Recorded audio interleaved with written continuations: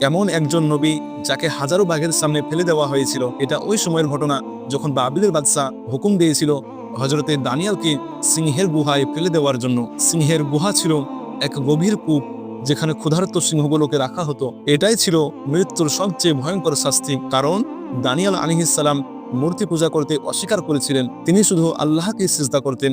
রাত্রি ছিল ঘন অন্ধকার, ক্ষুধার্ত সিংহগুলো স্থিরভাবে তিনার দিকে তাকিয়েছিল। প্রত্যেকটি নিঃশ্বাস যেন মৃত্যুর বার্তা দিচ্ছিল। দানিয়াল আলাইহিস সালাম মাথা নত করলেন। তিনি হৃদয়ের গভীর থেকে আল্লাহকে ডাকলেন। সকাল হলো। বাদশাহ কর্কশ গলায় জিজ্ঞেস করলেন, হে দানিয়াল, তোমার আল্লাহ কি তোমাকে রক্ষা করতে পেরেছেন? দানিয়াল বললেন, হে নিষ্ঠুর বাদশাহ, আল্লাহ আমার জন্য ফারিস্তা পাঠিয়েছেন এবং সিংহদের মুখ বন্ধ করে দিয়েছেন।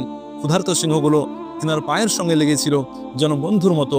শত্রুতা বন্ধুত্বে পরিণত হয়েছিল। যিনি সত্যের উপর অটল থাকে, আল্লাহ তাকে কখনোই একা ছেড়ে দেন না।